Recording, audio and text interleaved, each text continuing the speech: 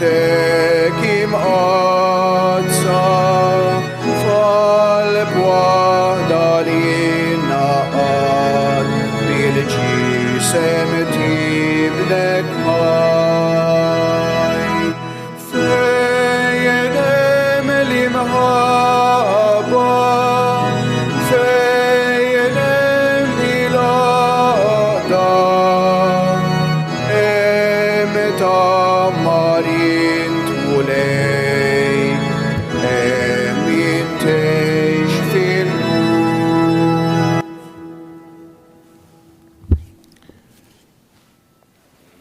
Fl-isem tal-Missier u tal-Iben u tal-Ispiritu Santu. Il-grazzja ta' Sidna Ġesu Kristu l-imħabba tal-Alla u l-għaqda fl-Ispiritu Santu tkun magħkom ilkoll. Inġbarna hawnhekk dalgħodu f'dan is-santwarju għażiż tal-Madonna ta' Pinu biex niċċelebraw flimkien l-Ewkaristija mqassa.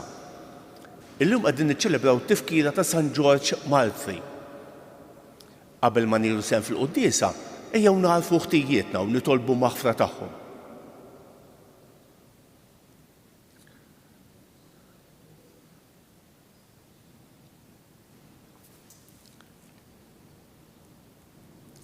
Se nofru dan is-sagrifiċċju tal-quddiesa bħala ringrazzjament lill-Alla għal grazzja li ntqalet bl-interċessjoni ta' Dum Mikiel Attar. Inti tiftaħ dirajt lill-medinbin u taħfrilhom mulej ħniena. Inti rajt tajjeb li tara fin-naħġ tiegħek Kristu ħniena. Inti tmut tfittex in-naġa l-mitlufa mulej ħniena. Iħenna għalina Alla li jista' kollox. Jaħfrilna dnubietna u jwassalna għal ħajja ta' dejjem. Nitolbu. Infaħruk mulej għal kobor tas-seta tiegħek u fiċ-ċokon tagħna nitolbuk biex aħna bnedmin dgħajfa ikollna dejjem l-għajnuna f'waqta ta' San Ġorġ li fil-martirju tiegħu sar jixbaħ lil-ibnek Ġesu Kristu Siedna li miegħek jgħix fi jsaltan flimkien mal-Ispiritu Santu għal dejjem ta' dejjem.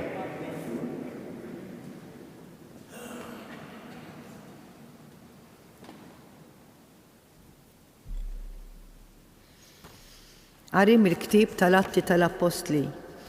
F'dak iż-żmien, dawk li kienu xterdu minħabba l-persekuzzjoni li kienet qamet minħabba Stifnu waslu sal-Fenixja, sa Ċipru, s'Antiokkja, u ma kienu jixandru l-kelma lil ħadd li fl-illud biss.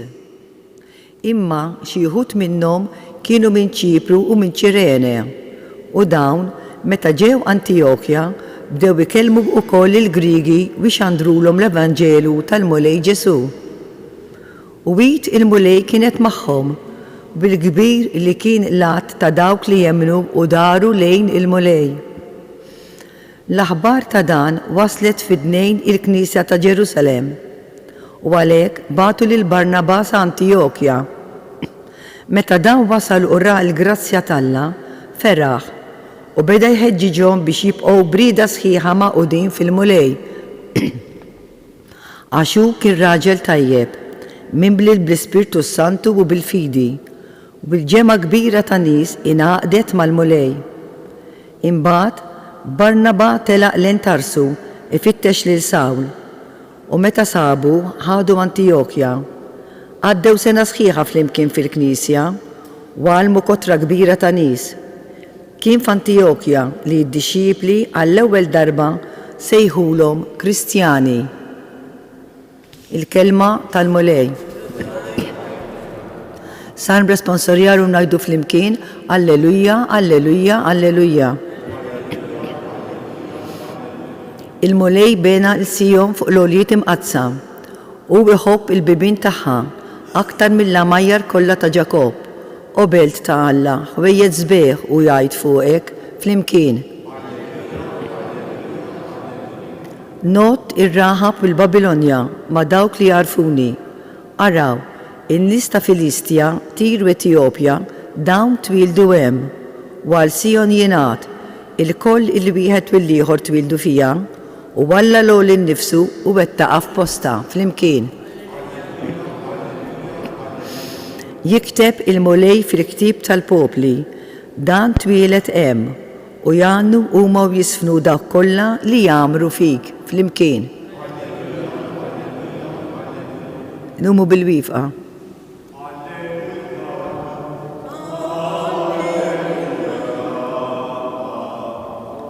Alleluja. In-naċ tiegħi jisimgħu leħni jgħid il-mulej u jiena narafhom u huma jimxu warajja. Alleluja, alleluja, alleluja.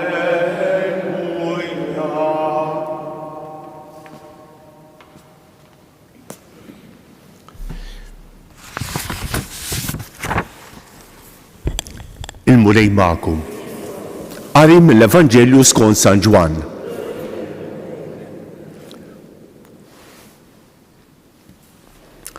F'Ġerusalem ħabtet il-festa tal-konsagrazzjoni tat-Tempju. Kienet ix-xitwa u Ġesu kemm miexi min-naħa l-oħra tat-Tempju fil-loġġa ta' Salamun. Il-Lut daru miegħu waqalulu kemm se ddum taqlalna ruħna. Jekk inti l-Messija għejdilna ċaru tont. Weġibhom Ġesu. Qedtilkom u intom ma temnux. L-emejjel li nagħmel jien fisem missieri jiġdu għalija. Iżda intom ma temnux għax m'intomx min-naċ tiegħi. In-naċ tiegħi jisimgħu leħni u jiena narafhom u huma jimxu warajja. U jiena nagħtihom il-ħajja ta' dejjem u huma ma jintilfu qatt u minn idejja ma jaħtafhom li ħadd. Missieri li ta'hom li u akbar minn kulħadd u ħadd ma jista' jaħtafhom mingħid il-missier. Jien u l-missier aħna ħaġa waħda. Il-kelma tal-mulej tifħejr lilek Kristu.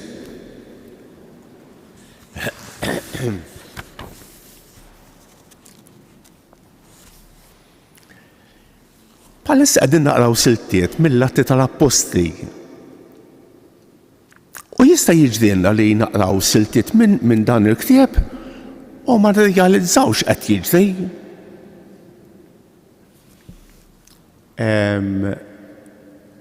Għall-ewwel l-insara kienu jgħixu f'armonija mal-Lut. Kif rajna fil-bidu tal-Atti tal-Apostli, l-Apostli stess kienu jitilgħu fit-Tempju jitolbu bħal Lut l-oħra. Imma bad ġara inċident li biddel l-affarijiet. L-inċident ta' San Stefnu. Rajna fuq ftit ġimgħa l-oħra. Dak il-martirju ta' San Stefnu biddel l-affarijiet u bdiet il-persekuzzjoni. Il-persekuzzjoni mhix ħaġa sabiħa. Imma fil-każ tal-Knisja kienet barka t'Alla. Għaliex l-insara bdew jixtardu u magħhom bdiet tixtaret il-kelma t'Alla. U f'dawn il-ġranet qegħdin naqraw kif qegħdin jiġru l-affarijiet. L-ewwel kien hemm Filippu li minħabba l-persekuzzjoni niżel is-Samarija u beda jippredika hemmhekk fuq Ġesu ma' nies nofshom Lut. Il-bieraħ rajna lil Pietru jidħol f'dar pagana għand ċenturjon u hemmhekk ukoll li kun hemm Pentekoste ġoddar. Ara ftit l-affarijiet kif qegħdin jiġru. U llum għandna din is-silta ta' xi nies li minħabba l-persekuzzjoni marru Antiokkja u hemmhekk ukoll bdew ixandru lil Ġesu. Ara l-ewwel beda Filippu, is-Samarija, imbagħad Pietru l-bieraħ fid-dar ta' Kornelju, pagan, u issa l-ħaġa bdiet tikber fil-belt ta' Antiokkja ma' pagani ellenisti. Kien hemm xi Lut u kien hemm pagani. Il-ħaġa qed tikber u għalhekk Ġerusalem tibgħat il-Barnaba biex jara ftit x'inhu jiġri. Imma anke hemmhekk Barnaba seta' jara lejt ta' Alla. Lejt ta' Alla. Ara l-kelma ta' Alla jissu Alla qed imexxija, mhux qegħdin imexxu għall-bnedmin. Alla huwa fil-kontroll tal-istorja. Ħanejt kelma fuq l-aħħar sentenza li qrajna fis-silta tal-lewm. Kien f'Antiokkja li d-disċiepli għall-ewwel darba sejħulhom Kristjani. Interessanti dejta. Interessanti. In-nies ta' Antiokkja jgħid William Barclay jgħid kellhom ħabta kif jaqelgħu l-laqmijiet. In-nies ta' Antiokkja. Per eżempju l-imperatur li kellu d-daqna sejħulu l-bodbod.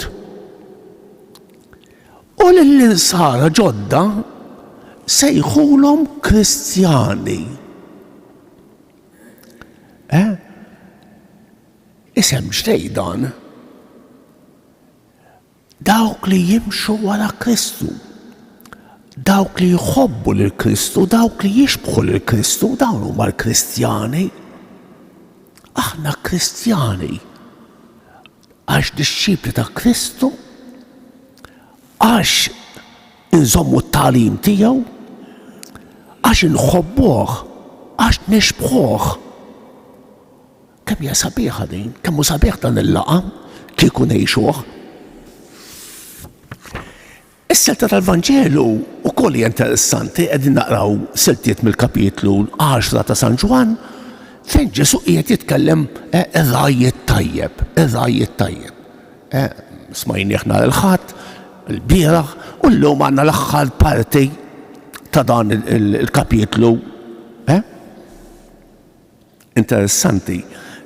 Darba din is-silta taħodna fit-Tempju ta' Ġerusalemm kien hemm il-konsagrazzjoni tat-Tempju, l-anniversarju tal-konsagrazzjoni tat-Tempju ta' Ġerusalemm missejr fix-xitwa. Għalinna San Ġwan kienet ix-xitwa. U Ġesu kien qed jippassiġġa taħt il-loġġa ta' Salamon u iduru xi lot miegħu u qalulu kemm saddum taqlalna ruħna. Għax jekk inti l-Messija għax ma tgħidilniex ċaru tont, għax ma titkellemx ċar. U Ġesu jgħidilhom jien għedtilkom ċar. Kellimtkom ċar. Imma intom ma temmnux. Intom m'intomx mill-merħla tiegħi kieku tisimgħu minni. Kieku tisimgħuni u taċċettaw il-kelma tiegħi. M'intomx mill-merħla tiegħi kieku taraw il-mirakli li qed nagħmel u taċċettawhom. Il-problema mhux jien imma intom qed jgħidulhom Ġesu. U biex jagħtihom prova, ara, isemmi lill-missier jien ma ġejx minn jeddej. Jien ma ġejx nagħmel 4 mirakli u suq mexxej. Ġesu jgħidu isma' jiena ħaġa waħda mill-missier. Ma ġejx hekk waħdej. Dak li qed nagħmel, dak li qed ngħid, il-ħajja kollha tiegħi hija frabta mal-missier. Il-biċċa hi li intom għandkom bżonn tiftħu għajnejkom, tiftħu qalbkom. Għalhekk Ġesu jgħidulhom ara l-għemejjel li qed nagħmel jien f'isem missieri jiġdu għalija. Iżda intom ma temmnux għax m'intomx min-naħx tiegħi.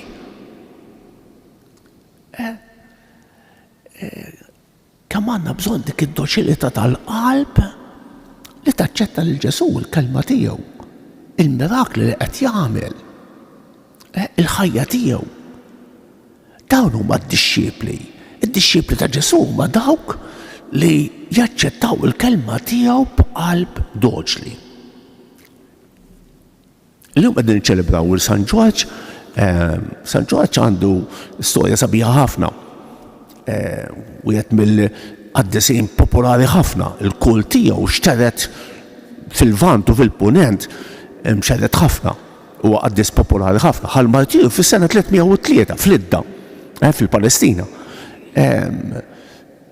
Jagħtina indikazzjoni ta' kif inkunu disċiepli ta' Ġesu. San Ġorġ bħal ħafna marti oħra mexa wara Ġesu. għamlu il-modell tal-ħajja tiegħu. Sar disċiplu tiegħu u għalih ċaċa demmu. Tolbu tal-qaddis ukoll li kien protettur tal-gżejjera tagħna, nitolbuh biex iħares lejna bil-ħniena u jagħmilna disċipli awtentiċi ta' Ġesu. Kristjani ta' veru, mhux tal-isem biss.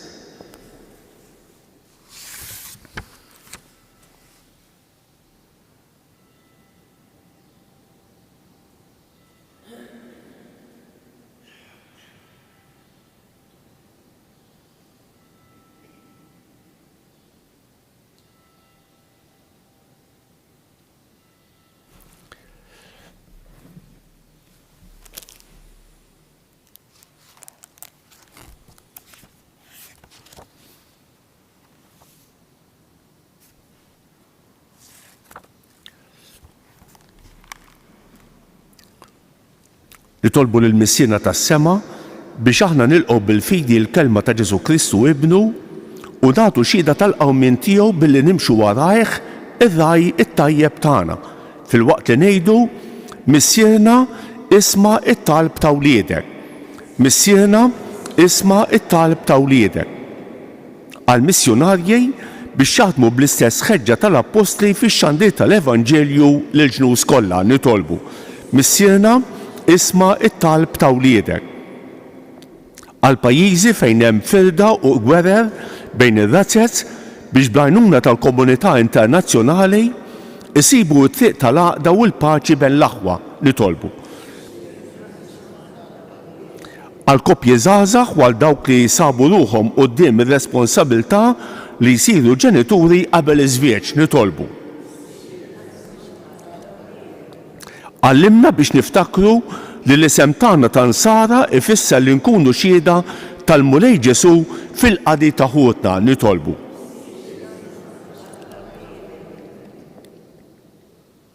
Nitolbuk Mulej għalina l-koll li ġejna din l-Ewkaristija, għatina li nkunu Nsara ta' veru fid-dinja tagħna tal-lum nitolbu. Ismana nitolbuk Mulej għal daw kollha li se niltaqgħu magħhom illum, inti taf min huma u inti taf il-bżonnijiet tagħhom.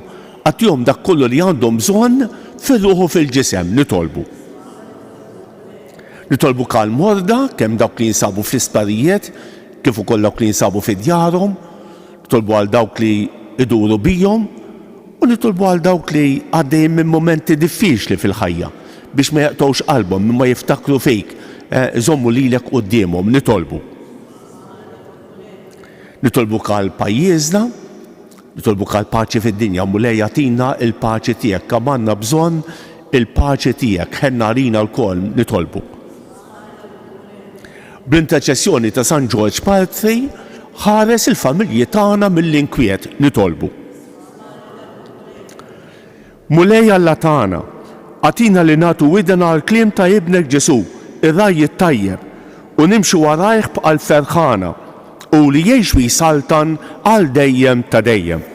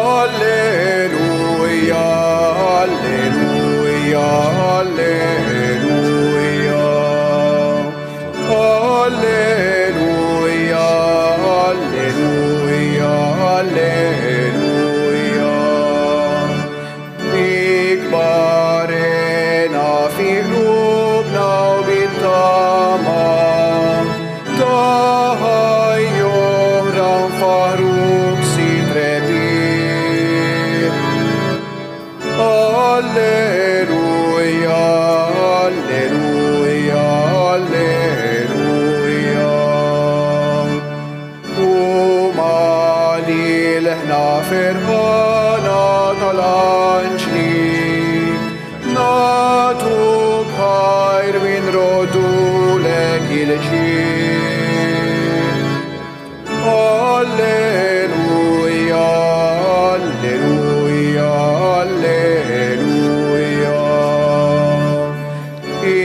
talbna mulej mimli ħeġġa mal-offerti tarwieħna safin.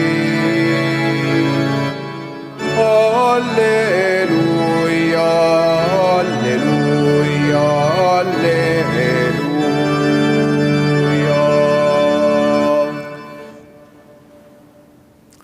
Tolbu ħuti biex dan is-sagrifiċċju tiegħi u tagħkom ikun joġob l-Alla l-Missier li jista' kollox.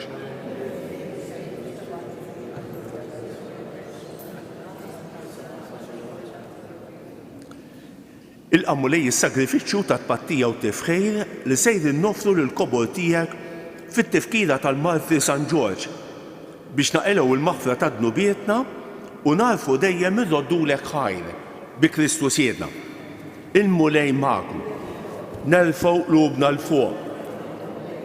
Niżu ħajr lill-mulej Alla tagħna.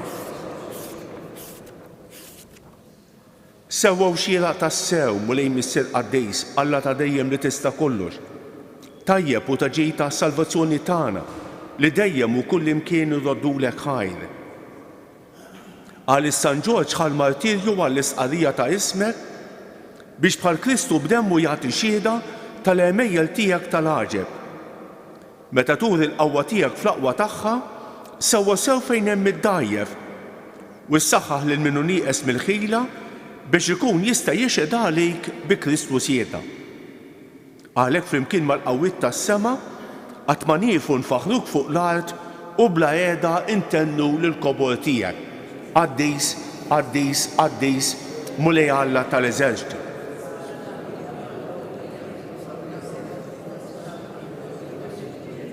Nbierek minn ġej f'isem il-mulej Osanna fil-għoli ta' smewwiet. Qaddejs tas-sew int mulej, inti lajn ta' kull qdusija. Qaddes għalhekk nitolbuk dawn l-offerti bil-barka tal-Ispirtu tiegħek biex isiru għalina l-ġisem u d-demm ta' Sidna Ġesu Kristu li meta kien se jingħata biex mirajh ibati ħajr ħobs ratt il-ħajr qasam tal id-dixxipli tiegħu u qal: ħudu u kulu l-kol minn dan għax dan huwa ġismi li jingħata għalikom.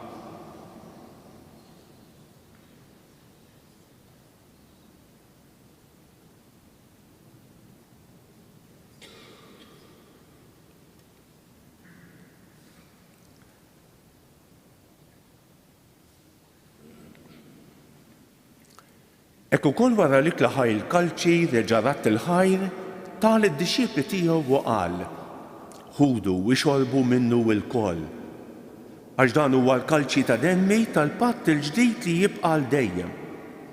Id-demm li jixxarret għalikom u għall-bnedmin kollha għal maħfra ta' dnubiet. Għamlu dan b'tifkira tiegħi.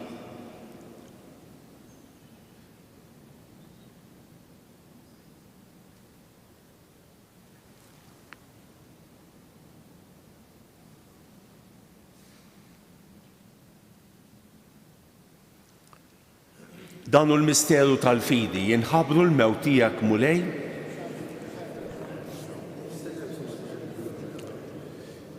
Għalhekk aħna nagħmlu dan b'tifkira tal-mewt u l-qawmien ta' Sidna Ġesu Kristu, nofrulek mulej il-ħobs tal-ħajja u l-kalċi tas-salvazzjoni. U rrodulek ħajra xogħġbok tilqana hawn quddiemek biex naqdu. Biċ-ċekon tagħna nitolbu li l-Ispiritu Santu jaqgħadna f'ġisem wieħed lilna li nieħdu semm il-ġisem u d-demm ta' Kristu. Ftakar mulej fil-Knisja tiegħek imxarda mad-dinja kollha. Wettaqa fl-imħabba flimkien mal-Papa Franġisku, mal-Isqof tagħna Anton u mal-Ministri tiegħek kollha. Ftakar ukoll fħutna li raqdu bit-tama tal-qawmien.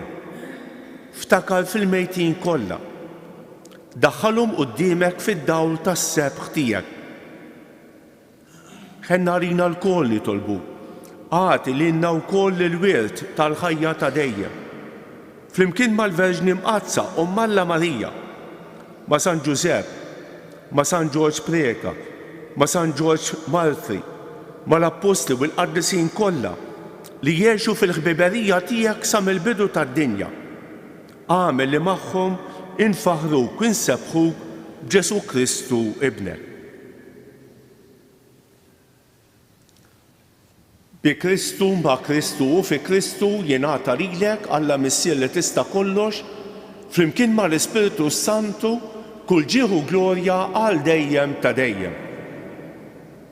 Ejjew nitolbu kif għallimna u rridna nagħmlu li ben Alla għas-salvazzjoni tagħna. Missierna li inti f'ismewiet, jitqaddes ismek, tiġi saltnatek, ikun li trid int kif fis-sema hekk da fl-ard. Ħobżna ta' kuljum agħtina llum. Aħfrinna d-nubietna, bħalma nafru l-minuħati għalina. La ddaħħalniex fit-tiġrib, iżda ħlisna mid-deni. Eħlisna nitolbuk mulej minn kull deni. Għatina fit-tieba u l-ħnina tiegħek il-paċi fi żmienna biex inkunu ħielsa dejjem midnub u imħalsa minn kull inkwiet. Aħna nistennew u nittamaw il-ħena u l-miġja tas-Salvatur tagħna Ġesu Kristu. Mulej Ġesu Kristu li qed l-apostli tiegħek inħallilkom isliem, nagħtikom isliem tiegħi, la tħarix lejn nubietna, iżda ħares lejn il-fidi tal-Knisja tiegħek. Għatija isliem u laqda li inti trid fija, inti tgħix fis-Saltan għal dejjem ta' dejjem. Il-paċi tal-mulej tkun dejjem magħkom. Għatu il-paċi lil xulxejn.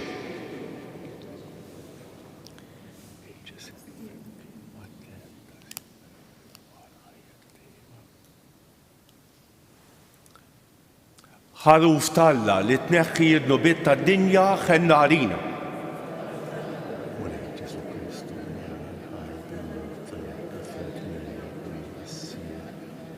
Bil-ħidma tal-Ispiritu Santu tħejl-id-din dan il-ġisem fit-tem għat-testijek eħlesni meħtijiet kollha u minn kull ħażin.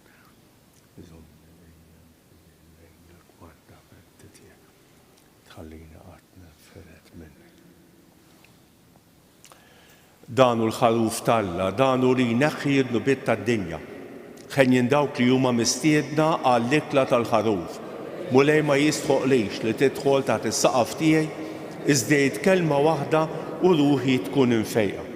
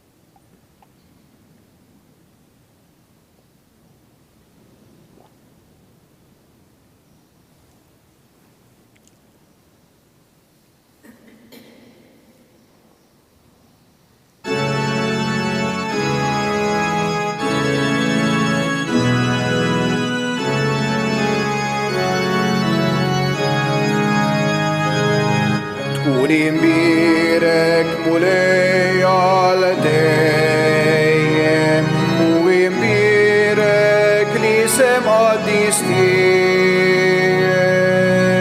Alleluja,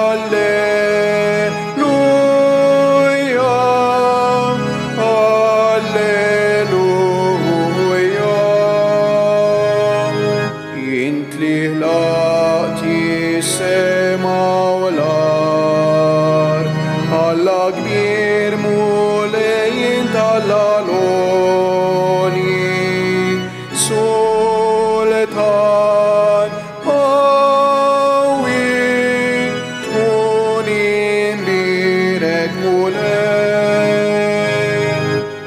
imbirek mulej għal dejjem u imbirek li sem qaddis tiegħek. Alleluja, alleluja. Salvatur li fdejtna Ittina hayawta majdida Addis Awi Tkunim birek mulej Tkunim birek mulej al dejjem U imbirek li sem Addis tijek Alleluja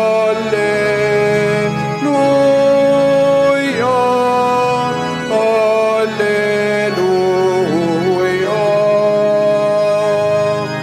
Int mulej li tħobna l-kol ħares lejna bħarsa kollha ħnina kollok tjiba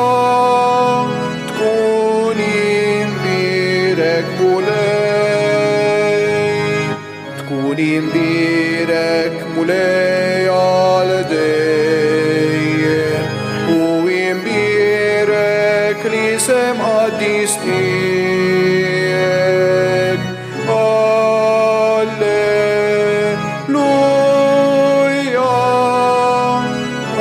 Alleluja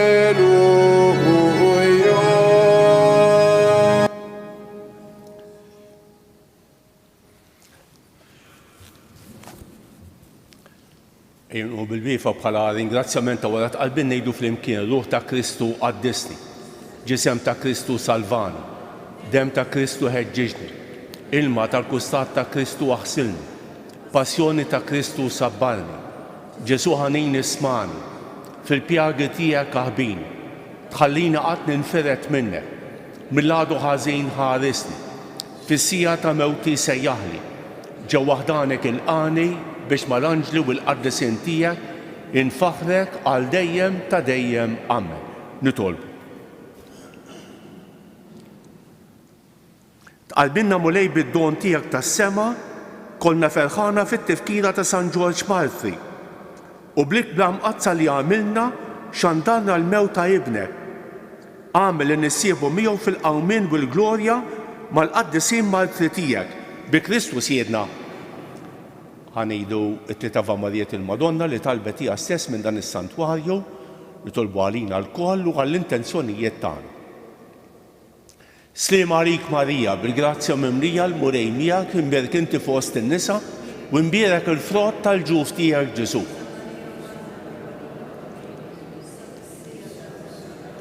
Sliem għalik Marija, bil-grazzja mimlija l-murej miegħek imbierek inti fost in-nisa u imbierek il-frott tal-ġuf tiegħek Ġesu.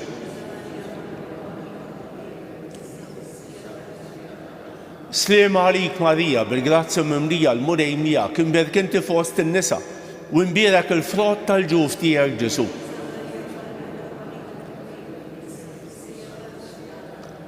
Madonna ta' Pinu, Sultana tal-Familja, ħastek fuqna dejjem żomm.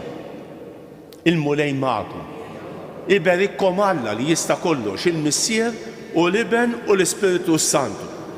Morru fil-paċi ta' Kristu. Il-ġurnata tajba lil kulħadd ta'.